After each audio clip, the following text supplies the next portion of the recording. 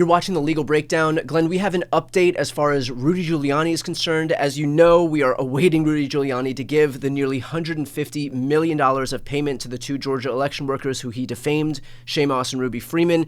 He's now seeking to delay that even further because, get this, he wants to be able to attend Donald Trump's inauguration, and his standing January 16th trial date wouldn't allow for that. So first of all, is there any basis for him to be allowed to just move his trial back, continue delaying this payment to these Georgia election workers because he wants to go party? None. You know, I never had a defendant in any case that I was involved in, nor have I ever heard of a prosecutor saying, you know, Judge, I've got a really busy social calendar and I'd like to spend a week in Washington partying with whom? With my co-defendant Donald Trump in the Georgia State RICO prosecution. So I'm not interested in having the next phase of my defamation trial, an important phase, because it involves, among other questions, whether he will have to give them his home in Florida. He was already ordered to turn over title to his, I think, $6 million penthouse in New York, and now they're going to have a mini trial on whether he also has to give Shea Moss and Ruby Freeman, the Georgia state election workers he defamed, whose lives he endangered, his home in Florida as well. But he said, you know, it's just not convenient for me, Judge, because I want to spend a week in Washington, D.C. at Donald Trump's inauguration. I mean, that is offensive to the rule of law and to, frankly, the outstanding money judgment he has been ordered to fulfill and pay Shea Moss and Ruby Freeman. Okay, well, the obvious question here, is there some nefarious reason that he might be looking to delay this trial until after Donald Trump is in office? Is there anything that he thinks Trump might be able to do to help him that would be the actual reason that he's looking not to hold this trial before Trump takes office? So, Brian, let me be clear. Your question is, might Rudy Giuliani have a nefarious motive for something he's trying to do? I'm going to go with yes. I know, way out of left field here, I know. I'm going to go with yes because today ends in Y. So here's the thing.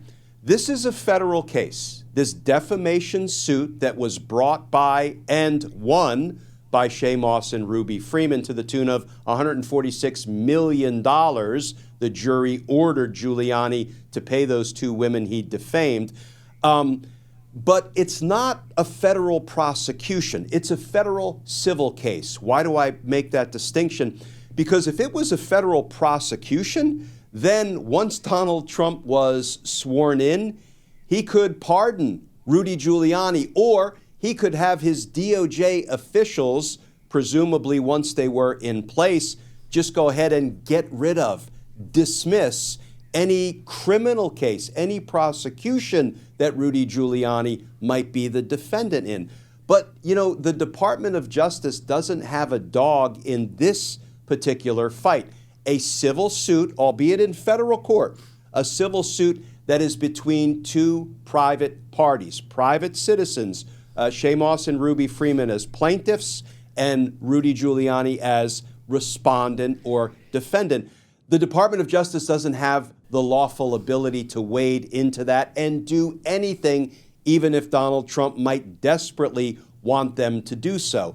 Now, is there something Rudy thinks he can have his buddy, the future president of the United States, do that might interfere with the ongoing case involving he and those two Georgia state election workers? I am sure he's got something up his sleeve, and he may even be scheming with Donald Trump to see how it is a president might be able to intervene in a civil defamation case. I don't see a lawful vehicle for that to actually happen. Glenn, if Donald Trump were to take office and on day one, minute one, issue Rudy Giuliani a pardon, because this is a federal case, would it still apply, or would it not apply to any civil crimes, which is the issue at hand here? Pardon will not apply to a civil suit that was litigated between two citizens, two private parties. The government is not a party to it. It's not a prosecution. And presidential pardons only apply to federal criminal prosecutions, not civil cases, not civil cases brought in the federal courts, not civil cases brought in the state courts. And as we know, a presidential pardon doesn't apply to state court criminal prosecution. So, for example, let's play this out. Rudy Giuliani and Donald Trump are RICO co-defendants in a criminal case, but it's a state case down in Georgia. So Donald Trump cannot pardon Rudy Giuliani in that criminal state court case. But here's something else to keep an eye out for, Brian. Our viewers might remember that when Donald Trump was indicted by Jack Smith in the election interference case in Washington, D.C., Rudy Giuliani was one of the unindicted co-conspirators. He still has potential criminal liability there. You know, if somebody in the Department of Justice wanted to indict him someday federally, they could. So, once Donald Trump is sworn in, do we anticipate he might go ahead and pardon Rudy Giuliani and who knows who else, Sidney Powell, Jeffrey Clark, John Eastman, Kenneth Chesbrough, the other co-conspirators in Donald Trump's federal prosecution in D.C., even though they're unindicted co-conspirators. So I think presidential pardons might still make an appearance for the Rudy Giulianis of this sad episode, but I don't think there's anything Donald Trump or his Department of Justice can do lawfully to impact the defamation case that Rudy Giuliani, all that is left, has to pay up and try to satisfy that massive money judgment. I was going to ask if you think it was if you think it was a mistake for the DOJ to configure the January 6th case against Donald Trump, which is right now just built for speed. If you think it was a mistake not to bring in the other co-conspirators, because if and when Donald Trump gets into office and issues his blanket pardon for everybody involved in that case, that basically precludes all of these people from being able to be charged by the DOJ. But at the same time, I mean, even if this case was a sprawling case, the reality is that we now know, given the fact that Trump won, that wouldn't have gone to trial either. So it's really 6 of one, half dozen of the other. Either it's just a case built for speed against Donald Trump that doesn't go to trial, or it's a case against everybody that also, because Trump won, won't ever go to trial. Yeah, what a great question. And it's easy to say in hindsight that it feels like a mistake now, knowing what we know, to have never indicted all of those co-conspirators that were part of Donald Trump's corrupt scheme to try to overturn the results of the 2020 presidential election. It feels like a mistake now only because, you know, the way it's played out, it feels like nobody is going to be held responsible. I do wish at some point that Jack Smith would have, you know, made the calculation that, look, the case against Donald Trump is not moving at light speed as we had hoped.